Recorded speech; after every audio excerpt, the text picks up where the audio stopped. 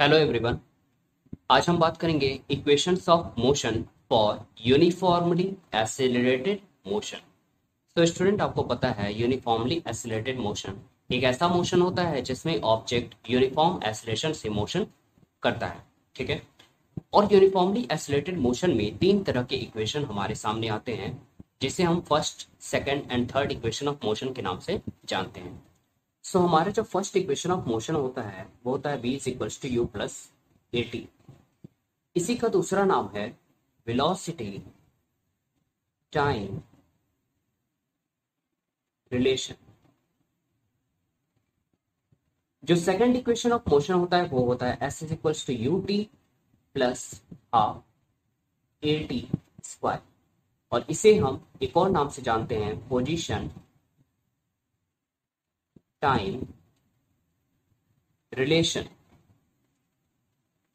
And जो third equation of motion है V square minus U square equals to two A S, इसका दूसरा नाम होता है पोजीशन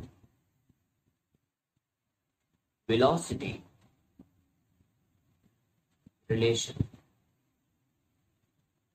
सो स्टूडेंट्स, आज हम डेरिवेशन देखेंगे वेलोसिटी टाइम रिलेशन या first equation of motion v equals to you plus A t का with the help of graph.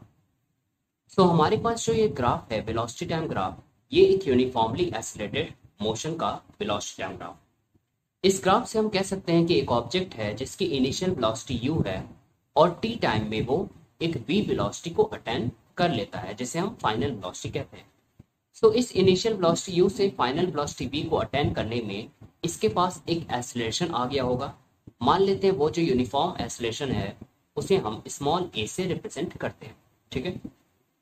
अब हम इस वेलोसिटी टाइम ग्राफ की मदद से first equation of motion velocity time relation को प्रूव करेंगे। सो स्टूडेंट, आपको पता है कि वेलोसिटी टाइम ग्राफ का जो स्लोप होता है वो हमें क्या देता है? एक्सेलरेशन। इसका मतलब हम लिख सकते हैं स्लोप ऑफ वीटी ग्राफ या velocity time graph equals to acceleration. ठीक है। यहां पे हम कह सकते हैं uniform acceleration. Okay students, no problem. अब स्लोप जब भी हमें निकालना होता है तो हमें एक राइट एंगल ट्रायंगल की रिक्वायरमेंट होती है। सो हम एक राइट एंगल ट्रायंगल चूज कर लेते हैं ए बी डी। सो आपको दिख रहा है कि जो ट्रायंगल है ए बी डी वो एक राइट एंगल ट्रायंगल, ये क्या दिख रहा है? ये एक राइट एंगल ट्रायंगल। और इस right angle triangle A B D में बी डी क्या है? परपेंडिकुलर है। बी डी इज परपेंडिकुलर और ए बी क्या है? बेस। सो जब भी हमें स्लोप निकालना होता है ग्राफ की मदद से तो पहले तो हम एक राइट एंगल ट्रायंगल चूज करते हैं या बना लेते हैं। और राइट एंगल ट्रायंगल को बनाने के बाद अगर हम परपेंडिकुलर को बेस से डिवाइड कर देते हैं तो वही वैल्यू हमें क्या देती है? स्लोप। इसका मतलब हम कह सकते हैं कि यहाँ पे जो स्लोप होगा जो कि एक्सीलरेशन के बराबर है,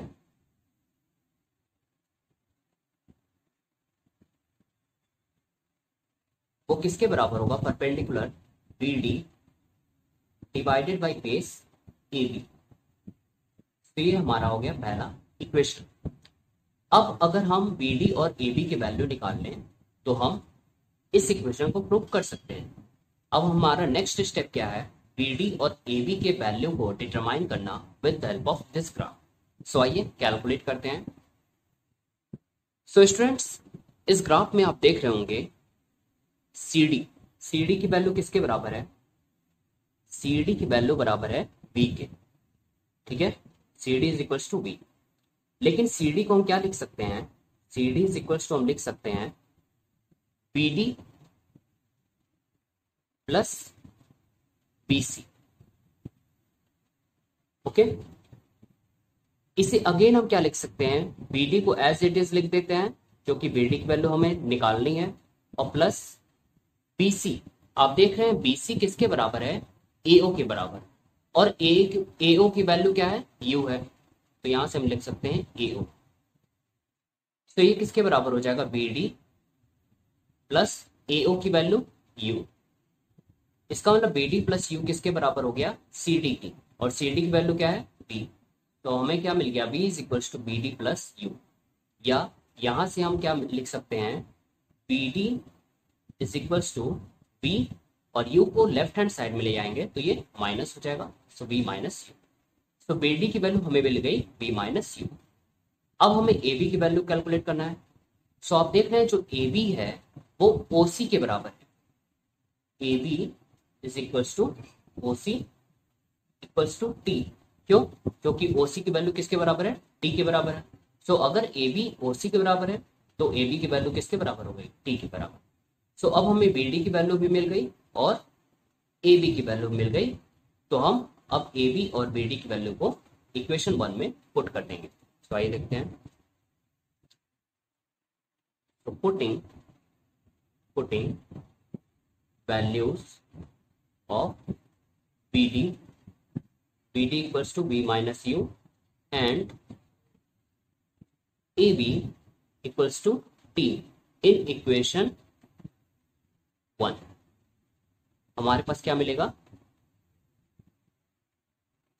एक्सेलरेशन